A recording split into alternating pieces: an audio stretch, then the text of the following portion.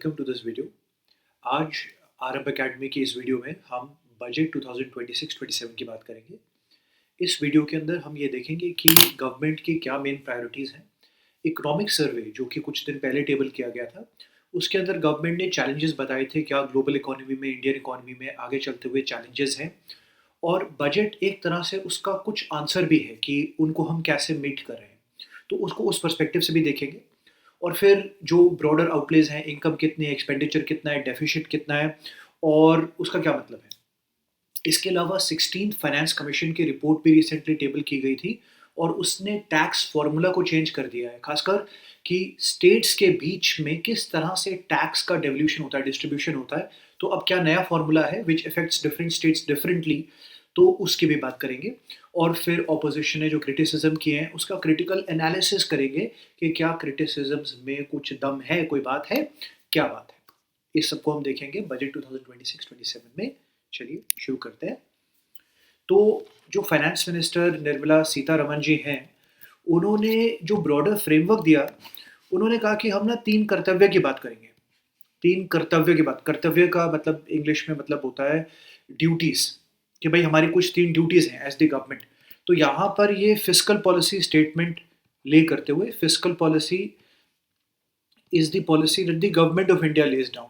तो 2 तरह की पॉलिसीज़ होती हैं, एक फिस्कल पॉलिसी होती है, एक मॉनेटरी पॉलिसी होती है, मेन स्ट्रीम। मॉनेटरी पॉलिसी जो है वो मनी के फ्लो को लेके कंट्रोल करती है RBI, reserve bank of India. और जो फिस्कल पॉलिसी है जिसमें टैक्सेस, कितना उसका डिस्ट्रीब्यूशन, पॉलिसी प्रायोरिटीज़, ये सब जो डिसाइड करती है फिस्कल पॉलिसी। तो इन्होंने फिस्कल पॉलिसी को टेबल करते हुए कहा कि 3 ड्यूटीज़ है हमारी। सबसे पहली ड्यूटी इन्होंने कहा 3 कर्तव्य में, accelerate and sustain economic growth. इन्होंने कहा कि हमारी जितनी इकोनॉमिक ग्रोथ है, ये तकरीबन इंडिया के लिए एक ऑप्टिमिस्टिक अराउंड 7% प्रोजेक्ट कर रहे हैं। और ये कह रहे हैं कि हम ये अचीव कर लेंगे आने वाले साल के अंदर, और हम इसको एक्सेलरेट कर सकें, सस्टेन कर सकें इकोनॉमिक ग्रोथ को, ये चाहते हैं। अब देखिए, ये बात जो की जा रही है, ये इस बैकग्राउंड में की जा रही है कि इंडिया का जो ग्रॉस डोमेस्टिक सेविंग्स रेट है, माने कि ऑन एवरेज में सबसे ज़्यादा तो इंडियन हाउस होल्ड्स कितना सेव करते हैं, ये बहुत नीचे गिरा है पिछले डेकेड के अंदर। हिस्टोरिकली लोएस्ट पॉइंट पे है ये ग्रॉस डोमेस्टिक सेविंग्स रेट। और ये काफ़ी बड़ा चैलेंज होता है, इसलिए कि approximately 4% of gross domestic savings rate is equals to 1% of GDP growth rate. तो जीडीपी का मतलब है basically total size of your economy, gross domestic product बोलते हैं इसको। आपके सारे गुड्स और सर्विसेज जो पूरे कंट्री में है, उसकी वैल्यू को मिलाकर उसको जीडीपी बोलते हैं। मतलब एक रफ तरीके से अगर हम बात करें तो उसको जीडीपी बोलते हैं। मतलब कि आपकी सारी इकोनॉमी की बात करें, और अगर हाउस होल्ड के पास सेविंग ज़्यादा होती है, वो ज़्यादा पैसे बचा के रखता है एक घर अपने पास, तो वो ज़्यादा पैसा बैंकिंग सिस्टम में भी डालता है, ज़्यादा पैसा स्टॉक मार्केट में, एक्सचेंज में भी डालता है, ज़्यादा रियल एस्टेट के ट्रांजैक्शन भी करेगा, सब कुछ करेगा। उससे ये सारे सेक्टर्स को बढ़ावा मिलता है, सर्कुलेटरी इकोनॉमी को, और फिर उससे इनकम, जॉब भी जनरेट होती है, उससे ग्रोथ भी होती है। तो अगर सेविंग ज़्यादा हो तो ये एक अच्छी बात है। लेकिन अभी हमारे पास जो बैकग्राउंड चैलेंज है वो ये है कि एक तो सेविंग्स, घर की जो सेविंग्स है, हाउस होल्ड सेविंग्स, वो बहुत कम है, वो ग्रोथ के लिए एक चैलेंज है। इसके अलावा ग्लोबल हेडविंड्स काफ़ी स्ट्रॉन्ग हैं, माने कि ऑलरेडी जो यूक्रेन वॉर चल रही है, ईरान के साथ टेंशन है, हो सकता है लड़ाई छिड़ भी जाए, इस पॉसिबिलिटी को नकार नहीं सकते हैं। इसके अलावा जो टैरिफ्स डोनाल्ड ट्रंप ने हमारी कंट्री के ऊपर लगाए हैं, उससे ट्रेड डिस्ट्रप्शंस हुए हैं, और आगे भी हो सकता है ट्रेड डिस्ट्रप्शन का इन्वायरमेंट बना रहे। और यूएस जितना सिग्निफिकेंट ट्रेडिंग पार्टनर है हमारे लिए, उसके साथ इंडिया ईयू एफटीए भी मैच नहीं करता, जिसको मदर ऑफ ऑल डील्स कह रहे हैं कि इंडिया और यूरोपियन यूनियन ने फ्री ट्रेड एग्रीमेंट कर लिया। पर हम कितने मर्जी एफटीए कर लें, जो यूएस की इंपॉर्टेंस है हमारे ट्रेड के लिए, वो ये सारे मिलाकर भी पूरा नहीं करते। तो ये जो चैलेंजिंग ग्लोबल हेडविंड्स हैं, ये बने रहेंगे, और हमें इनके अंदर अपनी एक सस्टेन्ड ग्रोथ करनी है। खासकर इसलिए भी कि ग्लोबल ब्लॉकचेन्स डिसरप्ट हो रहे हैं, इंटीग्रेटेड इकोनॉमी डिसरप्ट हो रही है। ऐसे में कैसे सस्टेन्ड इकोनॉमिक ग्रोथ करेंगे, कैसे में एक्सपोर्ट करेंगे, ये पहला हमारा इंश्योर करना कर्तव्य है। दूसरा, जो फाइनेंस मिनिस्टर ने कहा कि fulfil the aspirations of the Indian people and build their capacity. इसका मतलब है कि एक आम आदमी जो है, वो क्या चाहता है? जो हमारे पास जो कॉमन मैन है, उसकी एस्पिरेशंस खासकर एजुकेशन से, हेल्थ से जुड़ी हुई हैं, जो कि क्वालिटी ऑफ लाइफ के इंडिकेटर्स हैं। और इससे पहले वो स्किल की भी बात हुई है ना, एजुकेशन के साथ स्किल, एजुकेशन हेल्थ स्किल से जुड़ी हुई है। क्वालिटी ऑफ मेडिकेयर क्या उसको मिल रहा है, इसके साथ जुड़ी हुई है। फिर ऑब्वियसली उनका क्वालिटी ऑफ लाइफ, उनके इनकम लेवल्स क्या है, इन्फ्लेशन क्या है, इस तरह की बातें प्राइमरी कंसर्न है जो क्वालिटी ऑफ लाइफ को लेकर इंडियन पीपल की। तो उनकी कैपेसिटी किस तरह से बिल्ड करेंगे, माने जैसे स्किलिंग के के थ्रू, या फिर एंटरप्रेन्योरशिप कैपेसिटी बनाकर, तो किस तरह हम उसको इनेबल करेंगे। तीसरा, इन्होंने बात की इंक्लूसिव ग्रोथ की, सबका साथ सबका विकास स्लोगन की बात की कि अलग अलग जो डाइवर्स सेक्टर्स है, मतलब ये ग्रोथ ऐसा नहीं हो कि सिर्फ कुछ ही लोगों की हो, कुछ ही सेगमेंट की हो। इसमें वेरियस डिफरेंट सेक्टर्स इकोनॉमी के कवर हो जाए, इसमें वेरियस डिफरेंट प्रोफेशंस, जो रूरल हैं, अर्बन हैं, प्रोफेशन सभी कवर हो जाएं, सभी को रिलीफ मिले, सर्विस सेक्टर हो या फार्मर्स हो। और फिर ये बात करें जो दिव्यांग जन है हमारे, डिफरेंटली एबल्ड हैं या स्पेशली एबल्ड इंडिविजुअल्स हैं, उनके लिए क्या कर सकते हैं। जो women as a section, as a segment, उनके लिए हम क्या कर सकते हैं। तो अलग अलग ये बात करें सेक्शंस की, सेक्टर्स की, इंडिया की भी, अक्रॉस डिफरेंट रीजन्स की भी, और अलग अलग लोगों की भी। तो किस तरह सभी को साथ लेकर चलें और सभी की ग्रोथ इंश्योर की जाए, ये कह रहे हैं कि तीसरा हमारा ड्यूटी है इस बजट के थ्रू। तो इसको अचीव करना चाहते हैं, ये इन्होंने हाईलाइट किया फाइनेंस मिनिस्टर ने। अब हम बात करेंगे सबसे पहले पहले कर्तव्य की, मतलब कि पहली ड्यूटी जो फाइनेंस मिनिस्टर निर्मला सीतारमन जी ने हाईलाइट की। उन्होंने कहा, जैसे हमने बात की, accelerate and sustain economic growth. और ये कैसे करेंगे इन्होंने कहा, by enhancing productivity and competitiveness and building resilience to volatile global dynamics.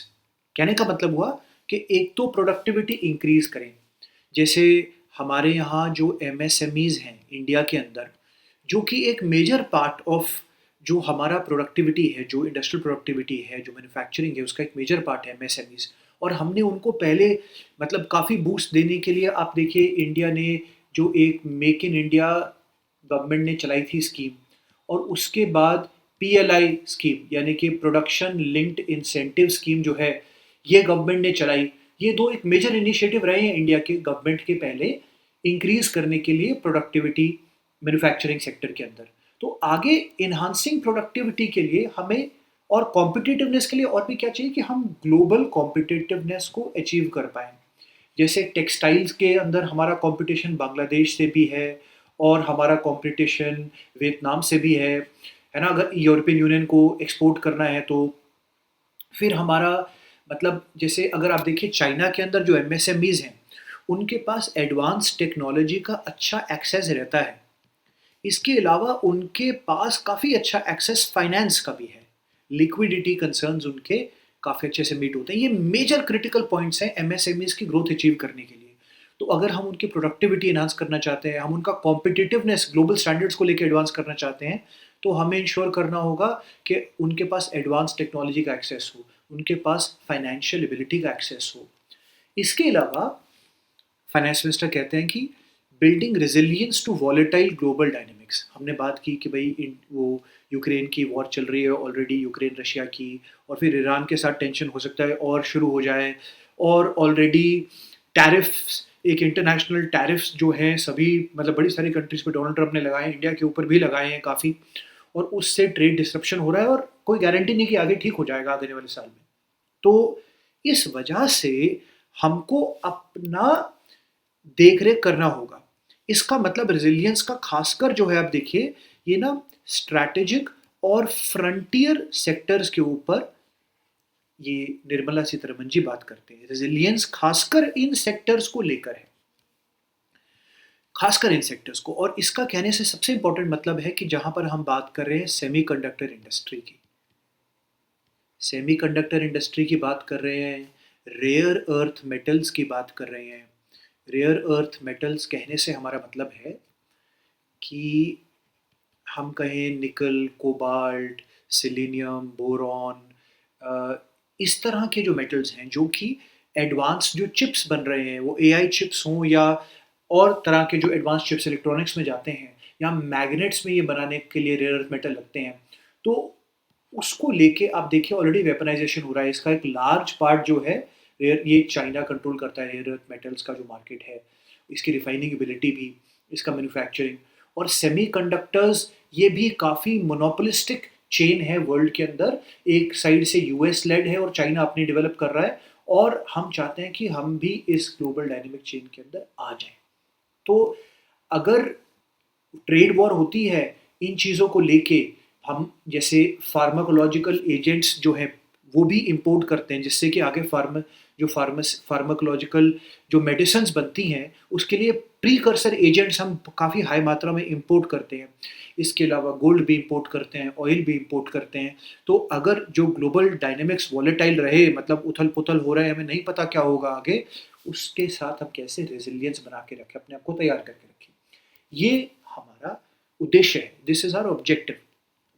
तो इसलिए फाइनेंस मिनिस्टर कह रहे हैं कि हम 6 एरियाज को टारगेट करेंगे। इस कर्तव्यवान के अंदर हम 6 एरियाज को टारगेट करेंगे। पहला तो है scaling up manufacturing in several strategic and frontier sectors. तो इसमें जो सीतारमन जी ने ये कहा है कि हम एक तो रेयर अर्थ मेटल्स को लेके हम एडवांस फैसिलिटीज़ को प्रमोट करेंगे, और ये इन्होंने कहा कि हम जो स्टेट्स हैं, इन्होंने 4 स्टेट्स का नाम लिया। इन्होंने कहा कि उड़ीसा के अंदर और आंध्र प्रदेश के अंदर और तमिलनाडु के अंदर और केरला के अंदर हम इन्वेस्टमेंट करेंगे, सो दैट उनकी रिफाइनिंग, उनकी मैन्युफैक्चरिंग, उनकी जो एबिलिटी है रेयर अर्थ मेटल्स को लेके, हम उसको बढ़ावा दे सकें। इसके अलावा उन्होंने ये भी बात की कि हम जो सेमीकंडक्टर इंडस्ट्री है उसके लिए भी हम इन्वेस्टमेंट आगे प्रमोट करेंगे और फेवरेबल पॉलिसीज़ को प्रमोट करेंगे, उसका हब बनाएंगे जहाँ पर कि सेमीकंडक्टर्स की मैन्युफैक्चरिंग को प्रमोट किया जाए। इसके अलावा उन्होंने बोला कि हम जो फार्मा शक्ति हब्स भी बनाएंगे। फार्मा शक्ति, तो इन्होंने कहा बेसिकली कि हम ऐसे हब्स बनाना चाहते हैं जहाँ पर, मतलब हम बने कि एक जगह जहाँ पर कि डीप सप्लाई चेन्स अवेलेबल हों और वहाँ पर मेडिसिनल कंपाउंड्स की मैन्युफैक्चरिंग हो सके लार्ज स्केल पे, सो दैट इंडिया एक्सपोर्ट भी कर सके, एक्सपोर्ट ओरिएंटेड के ऊपर भी हो। तो हम इसके ऊपर भी जोर दें, ये एक फोकस हमारा रहेगा। इसके अलावा रीजुविनेटिंग लेगेसी इंडस्ट्रियल सेक्टर्स। तो लेगेसी इंडस्ट्रियल सेक्टर्स के अंदर हम देखिए हमारे पास बड़े सारे सेक्टर्स, जैसे आप देखिए टेक्सटाइल इंडस्ट्री एक हमारे पास काफ़ी देर की सेक्टर है। हालांकि उन्होंने बात की है, मतलब कोई छोटे स्केल की नहीं है, 200 सेक्टर्स की बात कर रहे हैं कि इनको रिजुविनेट, उसको नई लीज ऑफ लाइफ देंगे। जैसे फॉर एग्जांपल आप देखिए टेक्सटाइल इंडस्ट्री है, ये काफ़ी लेबर इंटेंसिव इंडस्ट्री है, इसमें बहुत ज़्यादा तादाद के अंदर लोग काम करते हैं, ये लेबर इंटेंसिव इंडस्ट्री है। और इसको प्रमोट करने के लिए उन्होंने बात की कि हम काफ़ी सारे इनिशिएटिव्स लेंगे, और वो इनिशिएटिव्स जैसे आप देखिए कि ट्रेड का जो ट्रेड सेटलमेंट के लिए पहले ही प्लेटफॉर्म बनाया हुआ है एक उन्होंने, और उस प्लेटफॉर्म को, जो ट्रेड सेटलमेंट के लिए जो प्लेटफॉर्म है, उसको ये ट्रेड्स नाम है उसका प्लेटफॉर्म, ट्रेड्स। और ये ट्रेड्स प्लेटफॉर्म के साथ वो क्या करेंगे, वो चाहते हैं कि इसको वर्किंग कैपिटल के साथ लिंक करें। बेसिकली इस प्लेटफॉर्म के ऊपर बायर्स जो हैं वो अपने मतलब पैसा लोन के ऊपर लेके एक तरीके से वो सामान ले सकते हैं, और जो सेलर है वो भी अपने इन्वॉइसेस को इनको सेल कर सकता है ट्रेड्स प्लेटफॉर्म को, और उसका रिस्क कम हो सकता है। तो उससे इससे क्या होगा कि वो ज़्यादा अपनी सप्लाई दे सकता है।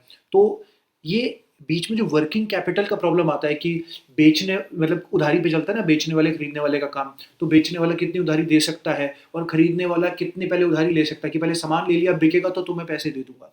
तो दोनों को पहले पैसा चाहिए, है ना। तो कि भाई तुम पहले सामान दे दो, खरीदने वाला कह रहा है, और बेचने वाला कह रहा है कि भाई मेरे पास इतने सारे इनवॉइसेस खड़ी हैं जिसका पैसा मुझे नहीं मिला है, तो अब क्या करें? तो ट्रेड्स प्लेटफॉर्म बीच में इस तरह की वर्किंग कैपिटल प्रॉब्लम सॉल्व करता है।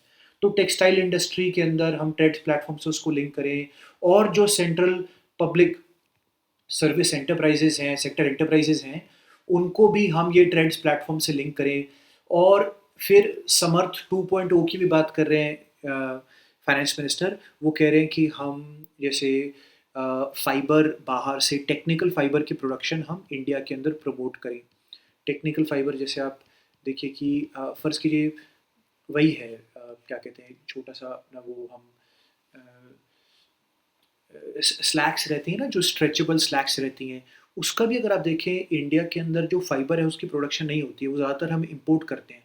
आजकल बड़े सारे जो यंग लोग हैं वो कॉटन बेस्ड इनर गारमेंट्स नहीं पहनते हैं, और ये जो पॉलिएस्टर बेस्ड पहनते हैं, तो उसके लिए जो प्रीकर्सर फाइबर्स चाहिए वो इंडिया के अंदर नहीं अवेलेबल है।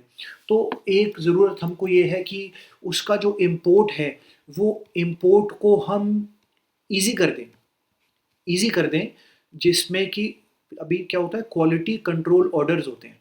क्वालिटी कंट्रोल ऑर्डर के तहत अगर मतलब वो क्वालिटी का प्रोडक्ट है तब हम उसको इम्पोर्ट कर सकते हैं, और ये बेसिकली क्वालिटी इंश्योर करने के लिए होता है। लेकिन क्योंकि क्वालिटी इंश्योर करने के लिए फिर ऐसा भी होगा कि हमारे यहाँ इंस्पेक्टर क्या बाकी के कंट्रीज़ के अंदर जाके उनकी मैन्युफैक्चरिंग एबिलिटी को टेस्ट करेंगे कि हाँ भाई, तुम जो हमें फाइबर आगे एक्सपोर्ट करने वाले हो, जो हम इंडिया इंपोर्ट करने वाले हैं, जिससे हम आगे कुछ बनाएंगे फिर एक्सपोर्ट करेंगे, तो वो क्वालिटी का है कि नहीं।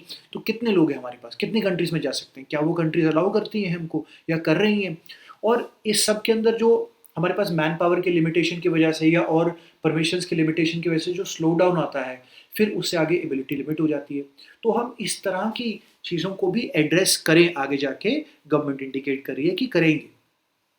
तो रीजु हम यहाँ पे बात कर रहे हैं रिजुविनेटिंग लेगेसी इंडस्ट्रियल सेक्टर्स।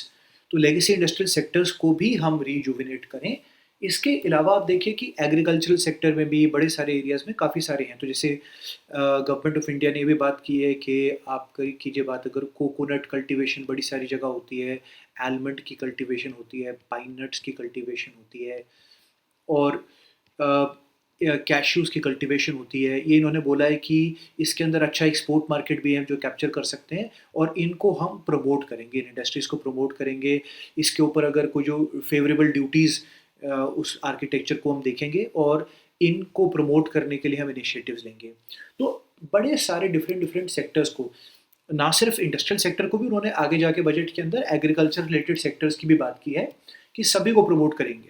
तो एक तो rejuvenating legacy industrial sectors, legacy माने जो पहले से चले आ रहे हैं। फिर क्रिएटिंग चैंपियन एमएसएमईज, माने माइक्रो स्मॉल मीडियम एंटरप्राइजेस को प्रमोट करेंगे। अब ये बैकबोन है इंडिया के प्रोडक्शन एफर्ट की।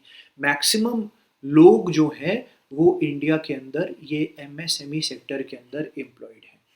तो हमारा काम क्या है, गवर्नमेंट का काम क्या है कि इनको प्रमोट करें। और प्रमोशन के लिए इनके लिए सबसे ज़्यादा डिफ़िकल्टी क्या है? लिक्विडिटी की, फाइनेंसिंग की डिफ़िकल्टी है इनको।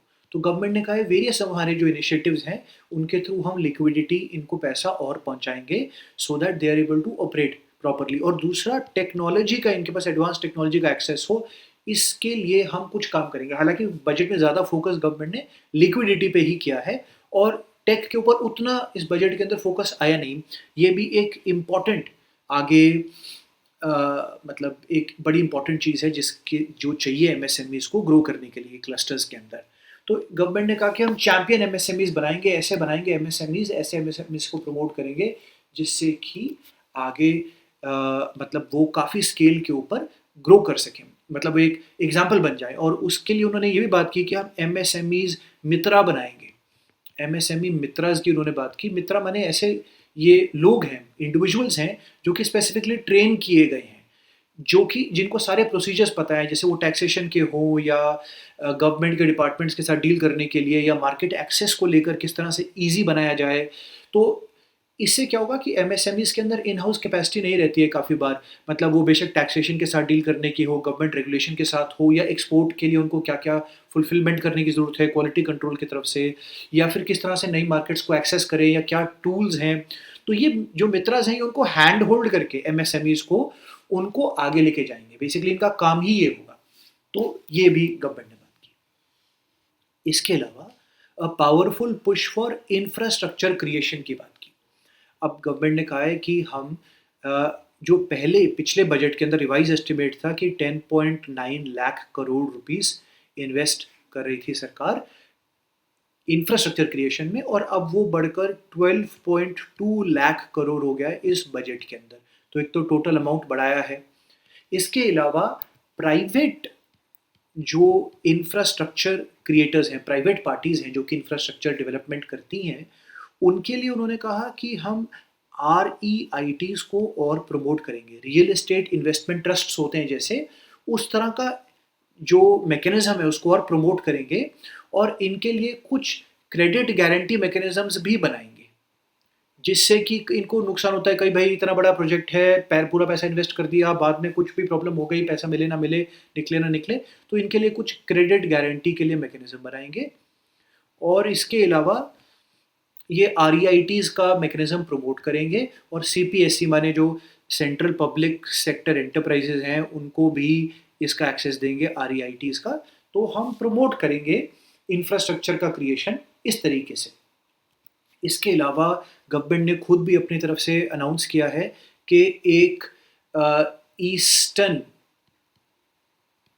कोस्ट पे ईस्टर्न कोस्ट जो है integrated corridor, integrated industrial corridor बनाएंगे।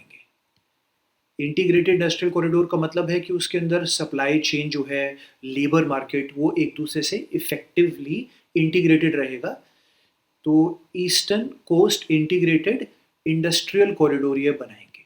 इसके अंदर इन्वेस्टमेंट करेगी गवर्नमेंट, यहाँ पे इंफ्रास्ट्रक्चर का पुश देगी। ठीक है, एक तो ये गवर्नमेंट ने अनाउंसमेंट किया।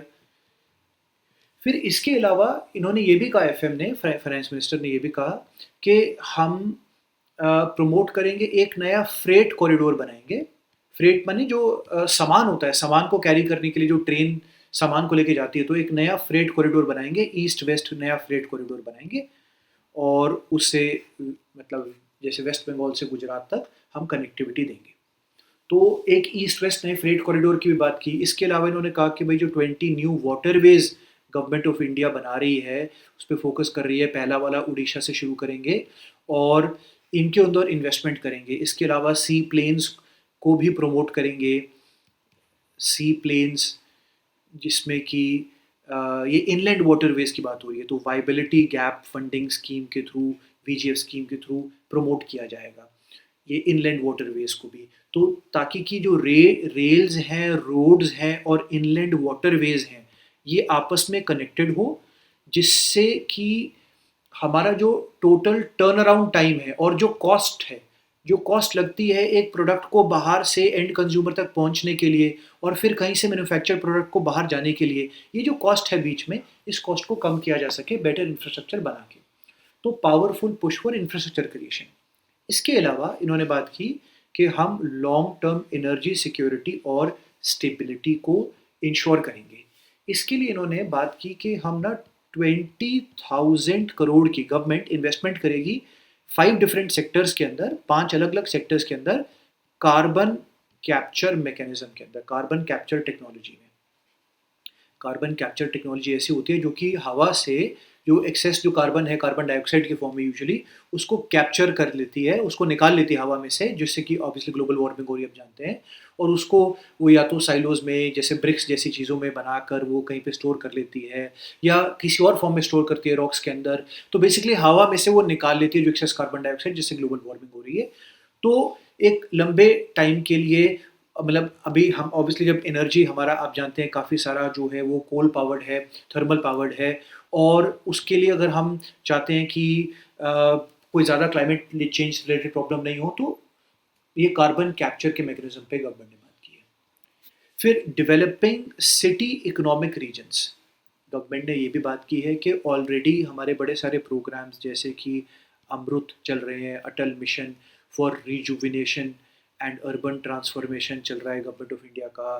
पहले स्मार्ट सिटी प्रोग्राम तो चल ही रहा था, और फिर वेरियस डिफरेंट प्रोग्राम्स आप जानते हैं चल रहे हैं। जैसे जो स्मार्ट सिटी प्रोग्राम है गवर्नमेंट ऑफ इंडिया का, वो 100 सिटीज़ के लेवल पे चलता है ना। और फिर 500 सिटीज़ के लेवल पर, तो ये हो गया 100 सिटीज़ के लेवल पर। पेन भाई से वापस आ जाओ, हाँ आ जाओ पेन आ जाओ, हाँ, आ गए। तो ये 100 सिटीज़ पे है, और फिर 500 सिटीज़ के लिए अमृत प्रोग्राम है ना। और अमृत प्रोग्राम के अंदर खासकर एक काफ़ी इम्पॉर्टेंट एस्पेक्ट है, सीवरेज और वाटर सप्लाई एक काफ़ी इम्पॉर्टेंट है जो अमृत के थ्रू एड्रेस होता है।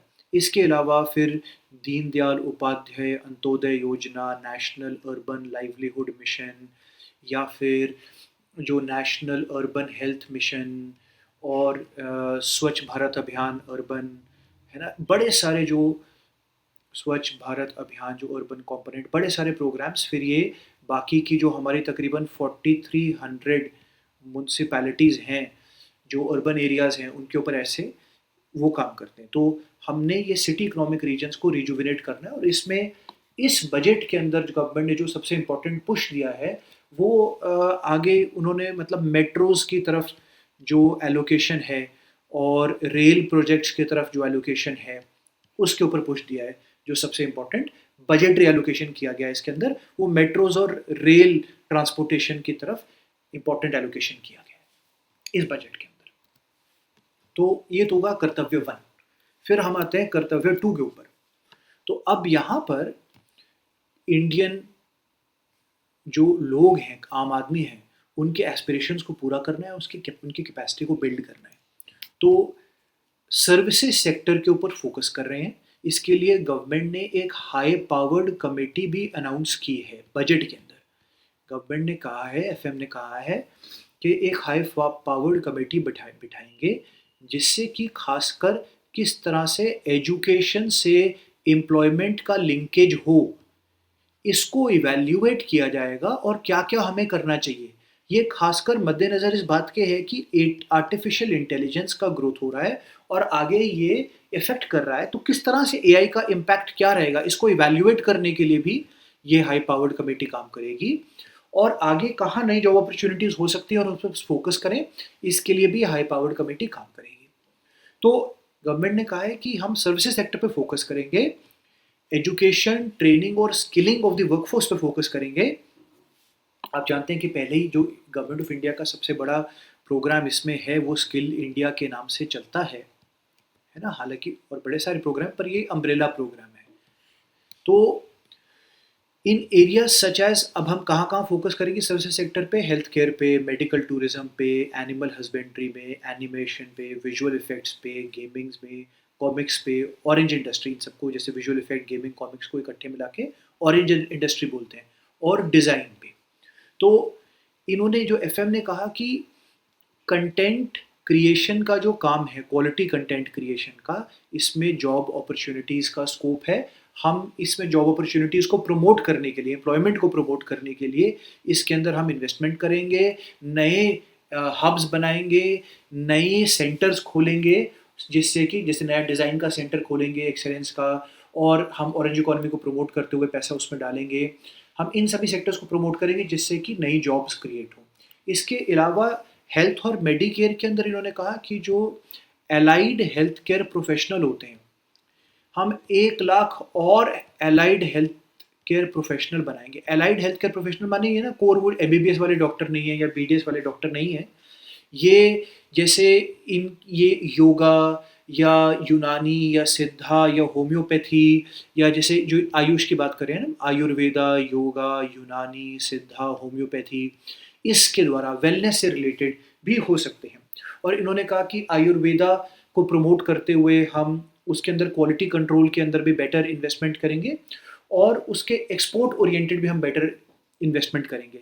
फिर उसका जो डिजिटल जो रिपोजिटरी बनाते हुए जो हमारा सारा ट्रेडिशनल नॉलेज है, आयुर्वेदिक नॉलेज है, ताकि कि वो फ़ॉरेन जो फार्मास्यूटिकल जो कंपनीज़ हैं वो चोरी नहीं करें, हम उसको प्रिज़र्व करके रख सकें, तो उसके लिए डिजिटल रिपॉज़िटरी भी चाहिए, उसको भी प्रमोट करेंगे और आयुर्वेदा की जो ट्रेडिशनल नॉलेज की रिपॉज़िटरी है। फिर इन्होंने कहा कि मेडिकल टूरिज़्म को हम प्रमोट करेंगे, एनिमल हस्बेंड्री के लिए भी हम मेजर्स लेंगे। तो गवर्नमेंट ने इन एस्पेक्ट्स के ऊपर भी फोकस किया, एफएम ने फोकस किया बजट के अंदर। तीसरा जो कर्तव्य है, इन्होंने कहा कि भाई अब सबका साथ सबका विकास वाली बात है कि सारे सेक्शंस, हर एक फैमिली, हर एक कम्युनिटी, हर एक रीजन, हर एक सेक्टर, डिफरेंट मतलब उनको सही तरीके से रिसोर्सेज मिले, एमिनिटीज़ मिले, उनको अपॉर्चुनिटीज़ मिले, सो दैट कि वो मीनिंगफुल तरीके से पार्टिसिपेट कर सकें। तो इसके लिए उन्होंने कहा कि फार्मर्स की इनकम को हम इंक्रीज करना चाहते हैं प्रोडक्टिविटी के साथ, और एंटरप्रेन्योरशिप एनहांस करना चाहते हैं, पर कोई ऐसा कोई बहुत मेजर कोई बजटरी एलोकेशन नहीं किया गया है, मतलब बजट के अंदर ना ही कोई फर्टिलाइज़र को लेके या एमएसपी को लेके ऐसे कोई मेजर अनाउंसमेंट की गई है। तो मतलब एग्जिस्टिंग प्रोग्राम्स के थ्रू हम ये करेंगे लार्जली। फिर इन्होंने कहा कि हम जो दिव्यांगजन हैं, जो स्पेशली एबल्ड इंडिविजुअल्स हैं या डिफरेंटली एबल्ड इंडिविजुअल्स हैं, उनके लिए एलिम्को एलिम्को ना एक पब्लिक सेक्टर अंडरटेकिंग है जो कि इनके लिए मतलब जो डिफरेंटली एबल्ड के लिए अ, मतलब हेल्पिंग एड्स बनाती है, मतलब सुनने के लिए हेल्पिंग एड या वॉकिंग के लिए हेल्पिंग एड या मतलब डिफरेंटली एबल्ड के लिए अलग अलग तरह का जो हेल्पिंग एड है। तो गवर्नमेंट ने कहा उसमें हम ये भी स्कोप एक्सप्लोर करेंगे कि एआई के द्वारा इनेबल्ड किस तरह से टेक्नोलॉजी इनकॉर्पोरेट की जा सकती है न्यू एज ये असिस्टिव डिवाइसेस के अंदर दिव्यांगजन के लिए, और उसको एलिम को प्रमोट करेगा और स्केल के ऊपर उसको उसको प्रोड्यूस करेगा और आगे फिर हम उसको डिस्ट्रीब्यूट करेंगे।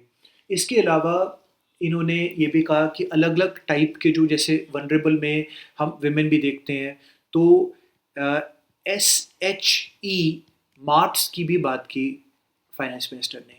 शी मार्ट्स मतलब कि सेल्फ हेल्प ग्रुप, जो सेल्फ हेल्प एंटरप्रेन्योरशिप मार्ट्स, ये इन्होंने कहा कि लाडली बहन स्कीम के ऊपर आगे बिल्ड अपॉन करते हुए, जो लाडली बहन सॉरी मतलब जिसे सॉरी जिसको लाडली बहन कह दिया मैंने, लखपति दीदी स्कीम के ऊपर बिल्डअप करते हुए गवर्नमेंट ऑफ इंडिया ने 2023 के अंदर एक स्कीम लॉन्च की थी, लखपति दीदी स्कीम। वो कहने का लिटरल मतलब ये है कि हर एक वुमेन जो है कम से कम साल में 1 लाख रुपया कमाए तो लखपति हो जाए।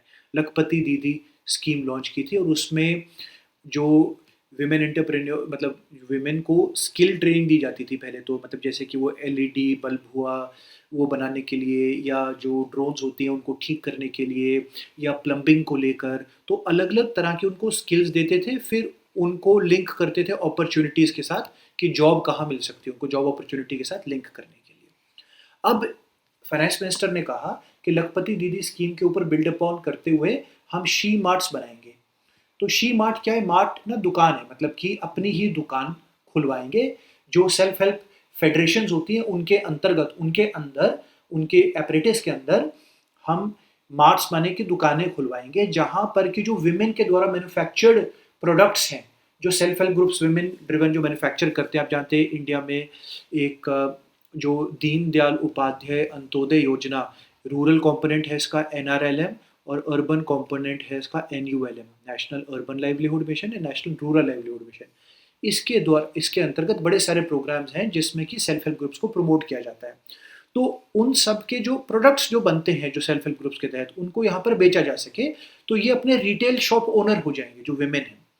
तो इस तरीके से भी इन्होंने बात की कि स्पेशल वनरेबल सेक्शंस पे फोकस करेंगे। विमेन को लेकर इन्होंने ये भी बात की कि हर डिस्ट्रिक्ट ऑफ इंडिया के अंदर फाइनेंस मिनिस्टर ने कहा कि एक हॉस्टल खोला जाएगा, कम से कम गर्ल्स के लिए, पढ़ने वाले बच्चों के लिए, बेटियों के लिए एक हॉस्टल खोला जाएगा। और ये इनिशिएटिव बेसिकली अगेन जैसे जेंडर बजटिंग के तहत और वनरेबल सेक्शंस पे फोकस करते हुए ये हम करेंगे, ऐसा गवर्नमेंट ने कहा। फिर इसके अलावा इन्होंने कहा कि मेंटल हेल्थ और ट्रॉमा केयर पे भी फोकस करेंगे। तो इन्होंने कहा कि जैसे निमहांस अभी बैंगलोर में है ना, और ये एक्सक्लूसिवली मेंटल हेल्थ के ऊपर फोकस करता है, स्पेशलिटी इंस्टीट्यूट है, मेंटल हेल्थ पे फोकस करता है। इन्होंने कहा नॉर्थ इंडिया में ऐसा कोई इंस्टीट्यूट नहीं है, तो हम इन्होंने कहा रांची के अंदर पहला निमहांस बनाएंगे इंडिया का, मेंटल हेल्थ पे फोकस करते हुए मेंटल हेल्थ इंस्टीट्यूशन बनाएंगे। तो ये तो हुई 3 कर्तव्य की बात, जो फाइनेंस मिनिस्टर ने अपने बजट स्पीच के अंदर 3 कर्तव्य की बात की, ये हमने बातें की अभी।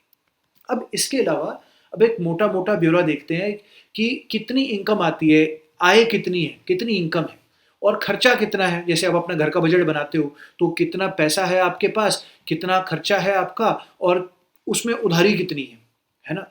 तो आप यूजुअली है ना, आप सोचते हैं कि जितनी मेरी इनकम होगी, एक्सपेंस मेरे से उससे थोड़ा कम हो और तो उधारी मेरे पे ना हो, है ना? अब सरकार थोड़े अलग तरीके से बनाती है, वो पहले देखती है कि मेरा एक्सपेंस क्या है, फिर उसके बाद देखती है कि भाई मेरी इनकम कितनी है और इनकम कैसे बढ़ाएँ, टैक्स कितना बढ़ा दें और फिर देखती है कि अच्छा इसमें डेब्ट कितने है और डेब्ट को कैसे कम किया जाए, क्योंकि डेब्ट जो है, जो उधारी है, उसके ऊपर फिर इंटरेस्ट पेमेंट भी जाता है ना? तो इंटरेस्ट पेमेंट कम कर जाएगा, तो आपके पास अपना खुद का खर्चा करने के लिए अपनी जेब से ज़्यादा पैसा रहेगा। तो अब ये देखते हैं कि क्या ब्यौरा है इस बार।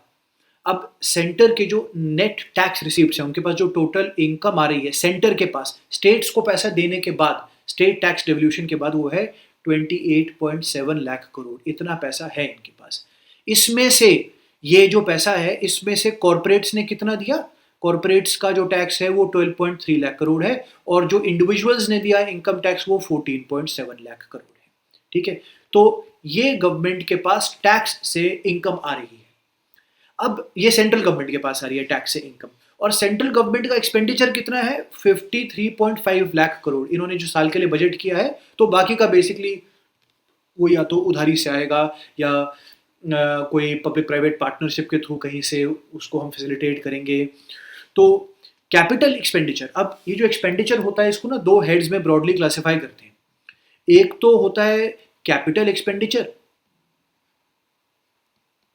और एक होता है रेवेन्यू एक्सपेंडिचर। तो एक्सपेंडिचर को दो हेड्स में क्लासिफाई करते हैं।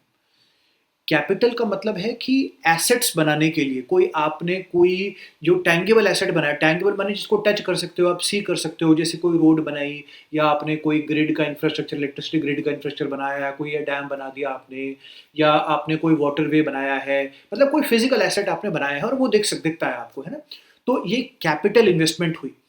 बेशक वो टॉयलेट्स बनाने के लिए ही पैसा खर्चा गया हो, तो कोई कैपिटल एसेट आपने बनाया। रेवेन्यू एक्सपेंडिचर जो होता है वो होता है फिर उसके ऊपर जो चलता रोज का उसको मेंटेन करके रखने का एक्सपेंस, या उसमें जो लेबर लगी, लेबर की जो कॉस्ट है ना, या उसको जो मेंटेन करके रखने के लिए आपकी जो कॉस्ट आएगी, जो मेंटेनेंस का एक्सपेंडिचर है, फिर आप उसमें आपने कोई थर्मल पावर प्लांट बनाया, उसमें कोयला भी लगाओगे, है ना, या उसकी जो मेंटेनेंस करोगे, तो जो रेवेन्यू एक्सपेंस है उस सब में आता है। रेवेन्यू एक्सपेंडिचर के अंदर और भी आ जाती हैं चीज़ें, जैसे आप देखिए कि भाई लोगों की पेंशन रिटायर होने के बाद जाती है, तो ये एक बड़ा रेवेन्यू एक्सपेंस हो गया। अब जैसे हमारी आर्म्ड फोर्सेस हैं, उसमें बड़े सारे लोग हैं, तो आर्म्ड फोर्सेस की जो सैलरी जाती हैं वो सब रेवेन्यू एक्सपेंस के अंदर आता है। सरकारी एम्प्लॉयज़ की जो सैलरी जाती है वो रेवेन्यू एक्सपेंस के अंदर आता है।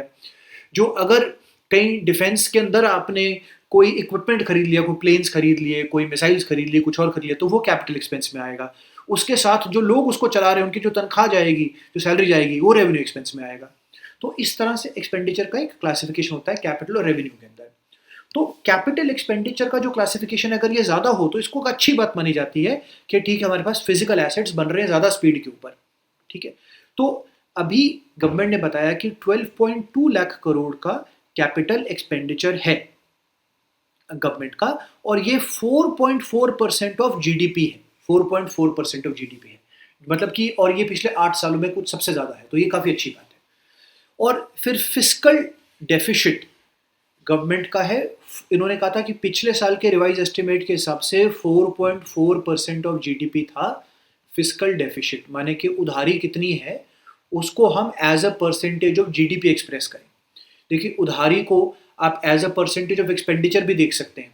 अगर हम मोटी मोटी बात देखें तो अभी की जो सरकार का टोटल एक्सपेंडिचर है उसका मोटा मोटा तकरीबन 30% के करीब उधारी से आ रहा है।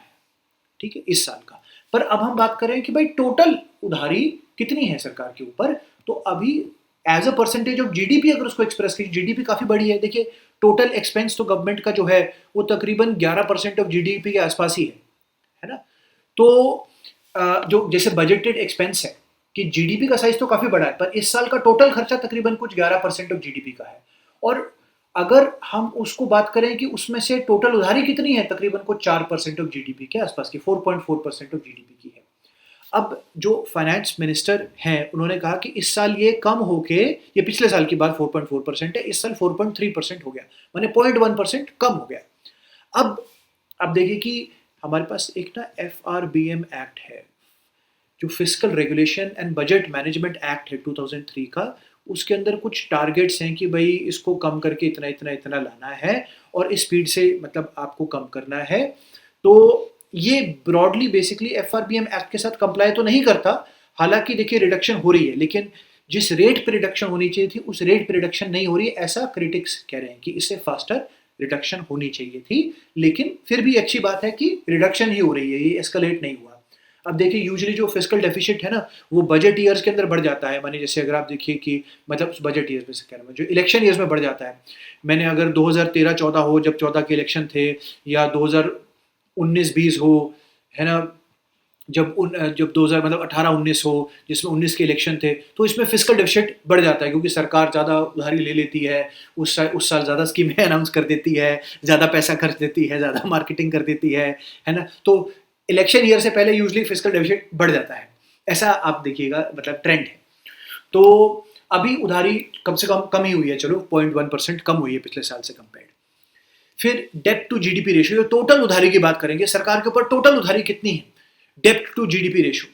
तो सिर्फ इस साल के बजट की नहीं, टोटल उधारी कितनी है, तो मतलब कि हमारे जीडीपी से कंपेयर्ड, जो हमारे टोटल जीडीपी का साइज है, उससे कंपेयर्ड मतलब 55.6% हमारा उधार है, और पिछले साल से कम हुआ ये, मतलब पिछले साल 56.1% था, और ये कुछ मतलब 0.5% से ये कम हुआ है।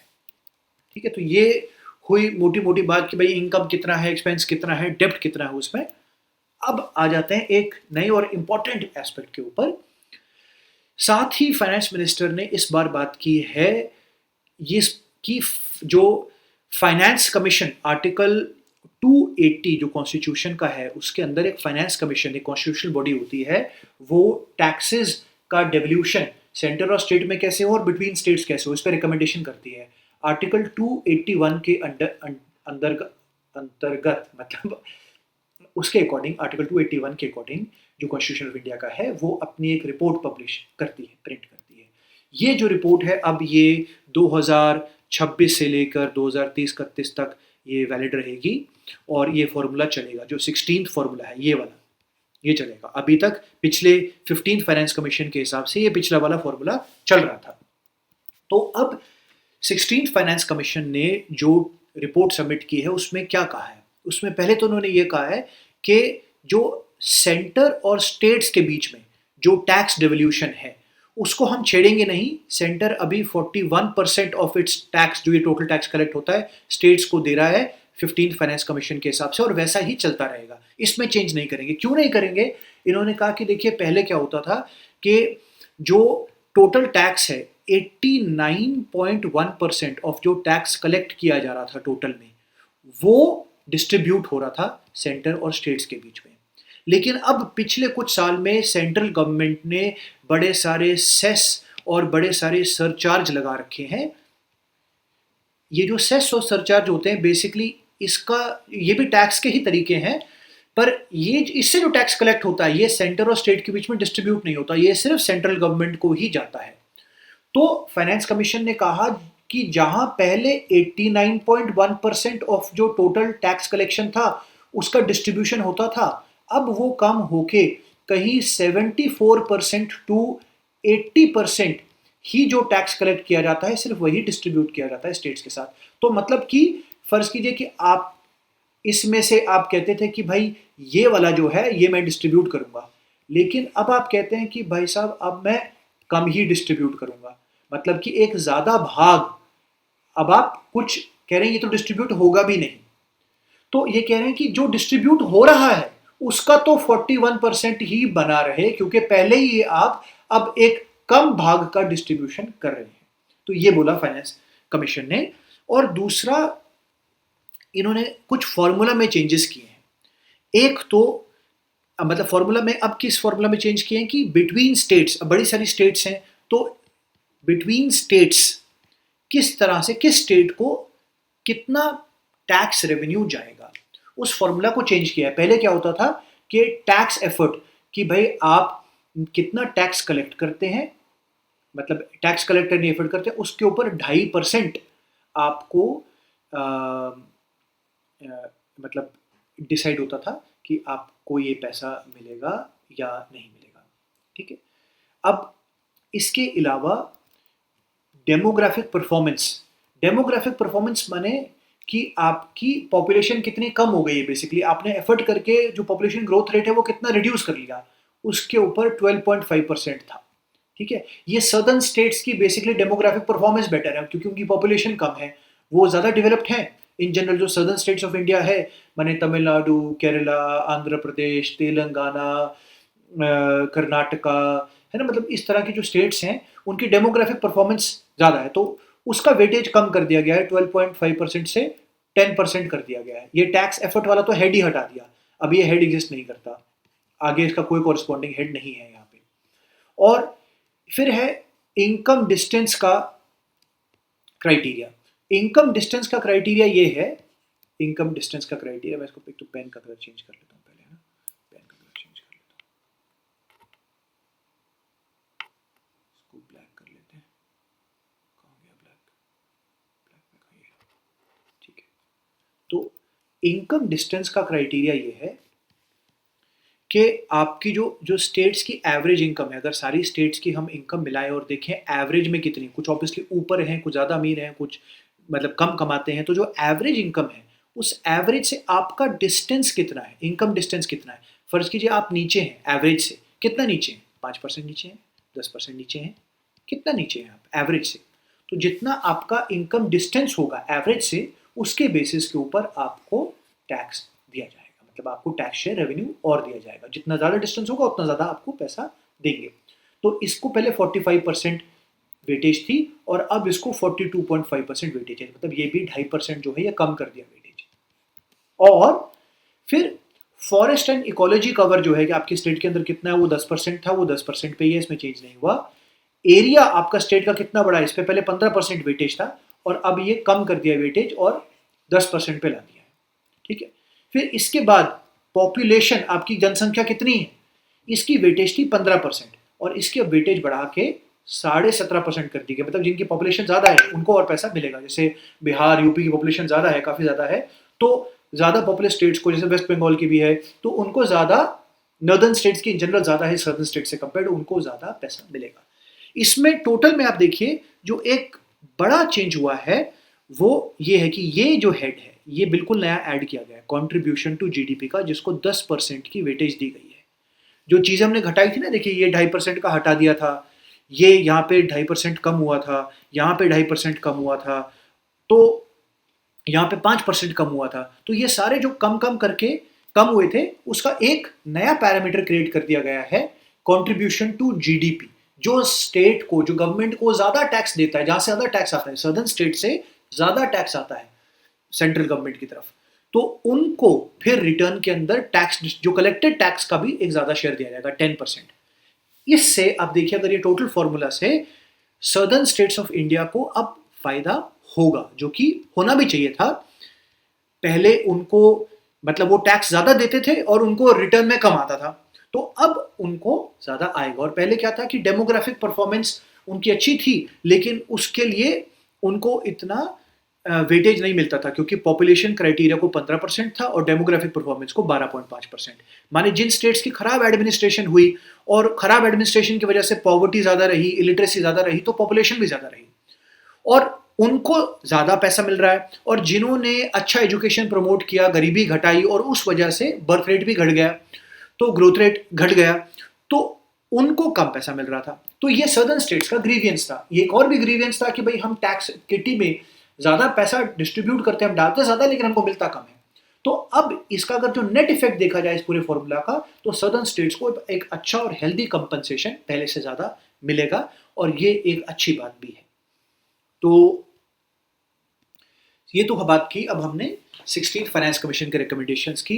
फिर टैक्स के अंदर काफ़ी सारी टिंकरिंग की गई है। एक मेजर कंसर्न था टैक्स को लेकर कि ना टैक्स का स्ट्रक्चर काफ़ी कॉम्प्लेक्स है, कहीं पे ऐसे है, कहीं पे वैसे है। तो अभी गवर्नमेंट ऑफ इंडिया ने पहले जीएसटी के अंदर तो रिफॉर्म लेके आए ही थे, अभी कुछ मतलब 1-2 महीना पहले ही, मतलब 2-3 महीने पहले लगा लो आप। और उसमें ज़्यादातर अब चीज़ें या तो 12% ब्रैकेट में आ रही हैं या 18% ब्रैकेट में आ रही हैं।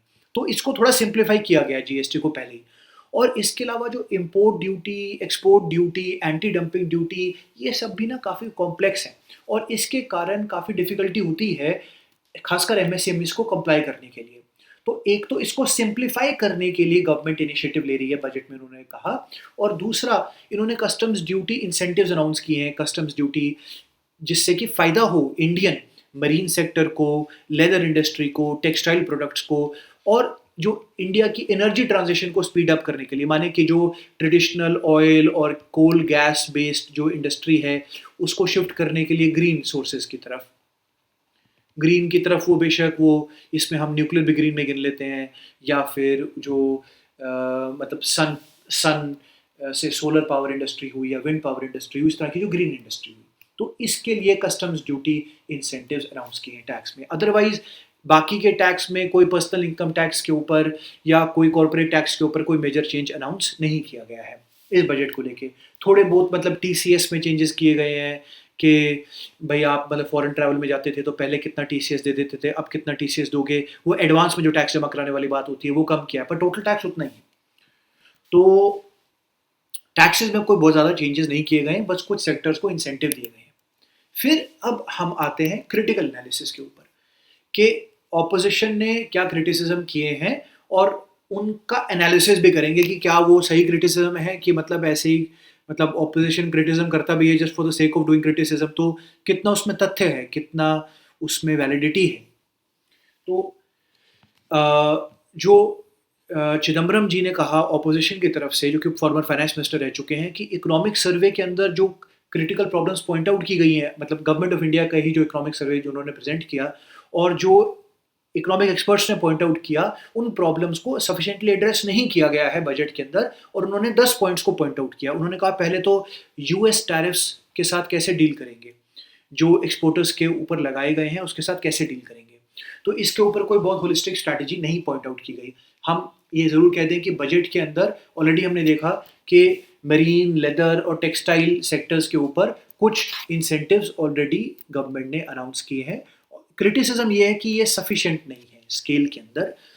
फिर एक और क्रिटिसिज्म है कि प्रोट्रैक्टेड ग्लोबल ट्रेड कन्फ्लिक्ट्स आगे चल सकते हैं, उसके साथ आप कैसे डील करोगे, इसकी कोई आपने कोई मिशन, कोई मतलब ऑब्जेक्टिव्स कोई पूरा अच्छे से बताया नहीं कि भाई कैसे करोगे।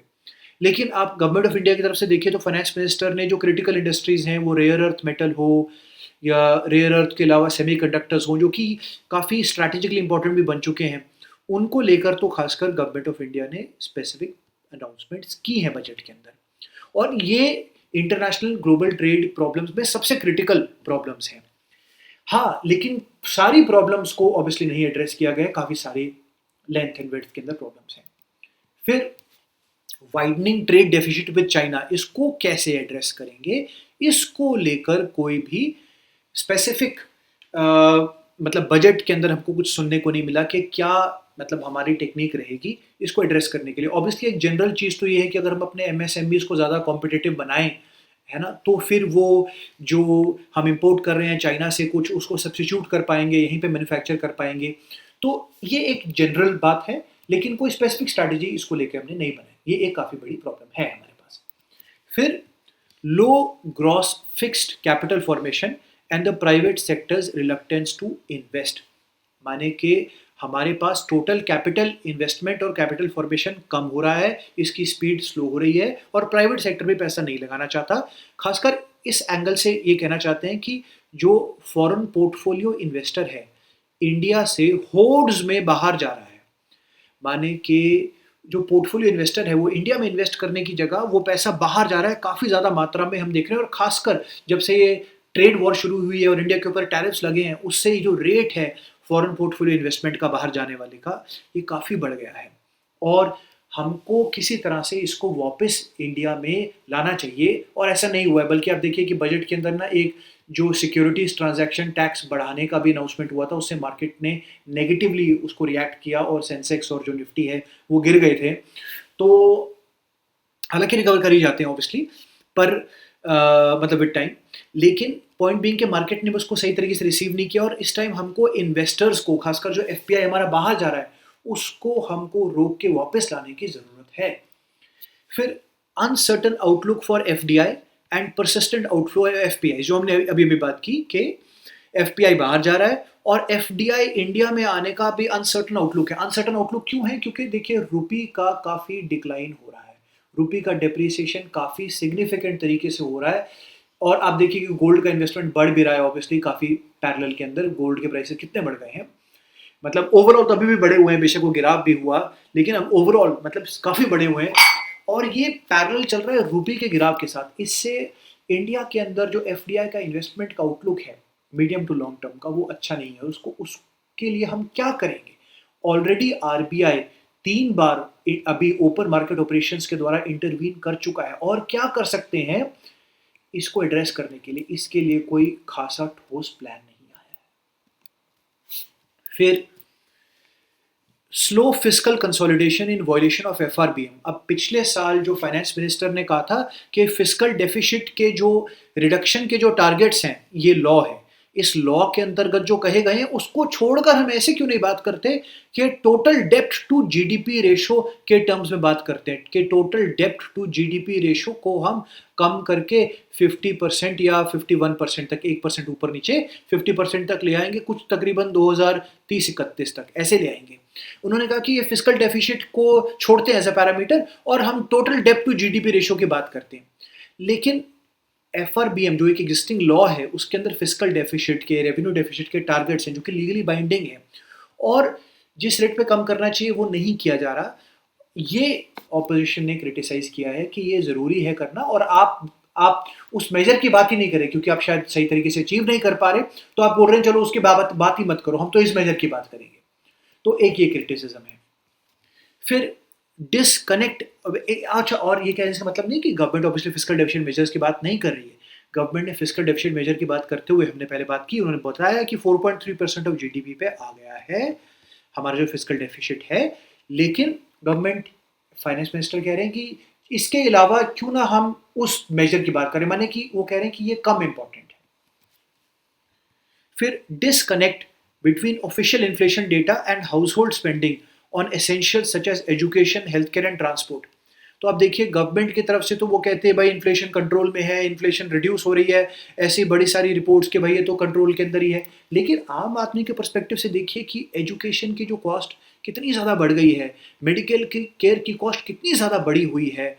ये मेजर प्रॉब्लम्स हैं लोगों के लिए, और इसकी कोई मतलब जो है ना बात नहीं की जा रही है कि जो गवर्नमेंट जिन मेजर्स के थ्रू बात करती है कि भाई इन्फ्लेशन डेटा इतना है, वो मेजर्स एक्यूरेटली एवरीडे रियलिटी लोगों की रिफ्लेक्ट आम आदमी की नहीं कर रहे हैं। कॉस्ट ऑफ लिविंग आम आदमी के लिए बहुत ज़्यादा बढ़ी हुई है।